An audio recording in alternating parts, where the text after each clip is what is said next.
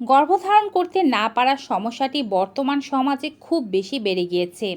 কারণ মানুষ তার লাইফস্টাইল ঠিক রাখছে না, আবার খাদ্যও ঠিক নেই, নিয়মিত এক্সারসাইজ তো করেনি না, আবার অনেক কিছু সম্পর্কেই তারা অনভিজ্ঞ। জানতে হবে গর্ভধারণ করার জন্য কোন কোন কাজগুলো জরুরি। আজকের ভিডিওর মাধ্যমে জানাবো মাসিকের প্রথম দিনে যদি এই 5টি কাজ নির্ধারণ করে ফেলতে পারেন তবে সেই মাসেই গর্ভবতী হতে পারবেন আপনি। একটি মাসও আপনার আর বিফলে যাবে না। বাবা মা হতে চাওয়া সকল দম্পতিরা কমেন্ট বক্সে অবশ্যই লিখে দিন বাবা হতে চাই বা মা হতে চাই, যেন অন্যরাও আপনার কমেন্ট পড়ে এবং আপনার জন্য প্রার্থনা করতে পারে। আমাদের এই চ্যানেলটি ইউটিউব থেকে দেখে থাকলে সাবস্ক্রাইব করবেন, ফেসবুক থেকে দেখে থাকলে ফলো করতে ভুলবেন না। ভিডিওটি বেশি বেশি করে শেয়ার করে দিন, ডাউনলোড করে রাখুন যেন বারবার খুঁজতে না হয়।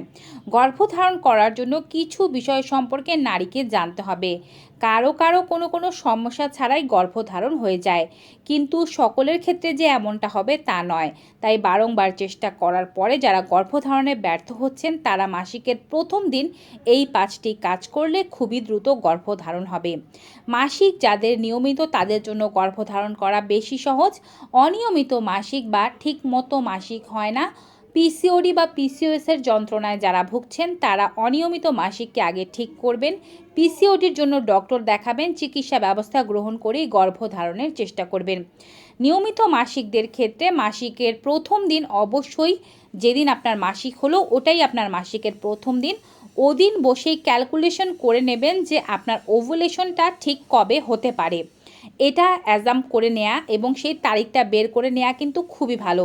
এতে করে বারবার হিসাব করে বের করার দরকার পড়ে না।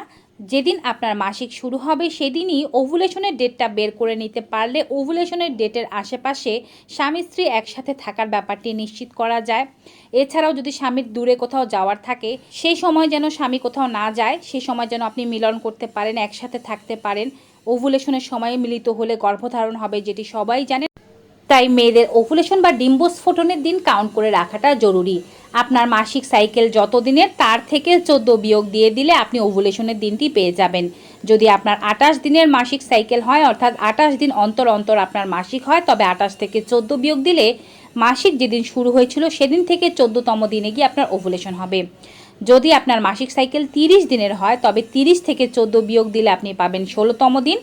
যেদিন আপনার পিরিয়ড শুরু হয়েছিল সেদিন থেকে 16তম দিনে গিয়ে আপনার ওভুলেশন হবে। এখন ওভুলেশন যেদিন হবে সেদিনই মিলন করতে হবে ব্যাপারটি তেমন নয়।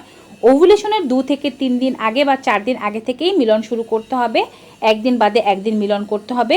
ওভুলেশনের দিনেও মিলন করতে হবে। ওভুলেশনের 1 থেকে 2 দিন পরেও মিলন করতে হবে। কারণ ওভুলেশন অনেক সময় আকপিচ হতে পারে, তাই নির্দিষ্ট বলা যাবে না যে ওই দিনই ওভুলেশন হচ্ছে।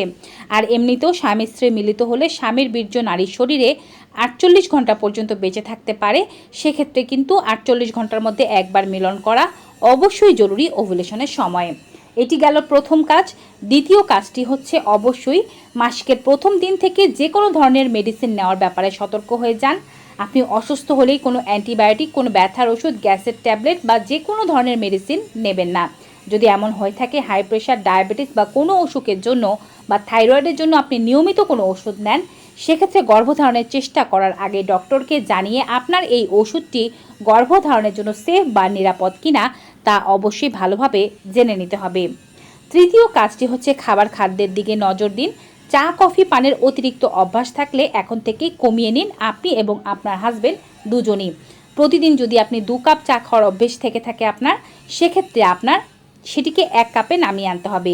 দুধ চায়ের পরিবর্তে যদি লাল চা খেতে পারেন সেক্ষেত্রে বেশি ভালো হয়। 1 কাপের অতিরিক্ত খাওয়ার চেষ্টা করবেন না। এবং খাদ্যের মধ্যে দুজনেই রাতের বেলা 1 গ্লাস করে দুধ খাওয়ার চেষ্টা করবেন। দিনে 1 থেকে 2টো ডিম খাওয়ার চেষ্টা করবেন। পুষ্টিকর শাকসবজি, ফলমূল খাবেন। অর্থাৎ আপনি যদি আপনার ডায়েটটাকে ঠিক রাখেন, আপনার ওভুলেশন ঠিক মতো হবে, ডিমের কোয়ালিটি ভালো হবে, গর্ভধারণের সম্ভাবনাও বেড়ে যাবে। চতুর্থ কাজ হচ্ছে দূরের কোনো ভ্রমণ এবং হার্ড এক্সারসাইজে যদি আপনি অভ্যস্ত হয়ে থাকেন তা এখন পরিত্যাগ করতে হবে। অনেক দূরের কোনো যাত্রায় যাবেন না, যেটি ওভুলেশনের ওপরেও ইফেক্ট ফেলতে পারে। এমনকি ওভুলেশনের পর যদি ডিম্বাণু নিষিক্ত হয় তাকেও নষ্ট করে দিতে পারে।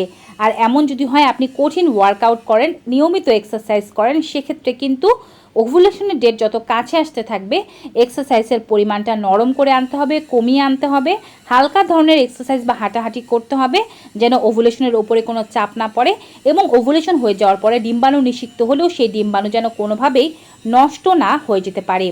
পঞ্চম ও সর্বশেষ কাজ হচ্ছে স্ট্রেস মুক্ত থাকতে হবে। স্ট্রেস গর্ভধারণের সবচেয়ে বড় বাধা। স্ট্রেস থাকলে ওভুলেশনও ঠিক মতো হয় না। স্ট্রেস থাকলে আপনি যদি ওভুলেশনের পর আপনার ডিম্বাণু নিষিক্ত হয়ে থাকে সেটিও ঠিকমতো স্থাপিত হতে পারে না, কারণ কর্টিসল হরমোন অন্যান্য হরমোনগুলোকে ঠিকভাবে বাড়তে দেয় না। স্ট্রেসড আউট থাকা মানে কর্টিসল হরমোন বাড়া, আর কর্টিসল হরমোন বাড়া মানে আপনার ওভুলেশনের ওপরে ইফেক্ট পড়া।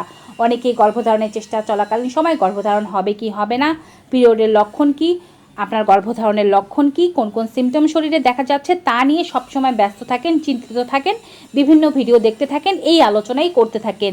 এইটি আপনার স্ট্রেসকে বাড়িয়ে দেয় এবং গর্ভধারণে বাধা দেয়। আপনি রিল্যাক্স থাকুন, চিন্তামুক্ত থাকুন, এই সমস্ত চিন্তা করবেন না, দেখবেন এই 5টি নিয়ম মানলে গর্ভধারণ হয়ে যাবে। ভিউয়ার্স, ভিডিওটি কেমন লাগলো কমেন্ট বক্সে জানাবেন। ভিডিওটি বেশি বেশি মাত্রায় সকলের সাথে শেয়ার করে দিন যেন এমন গুরুত্বপূর্ণ তথ্য সবাই পেতে পারে।